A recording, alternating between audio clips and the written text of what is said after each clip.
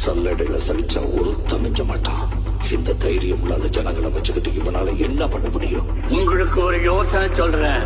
நீங்க மட்டும் அவன் குறுக்க போயிடாதீங்க சார்.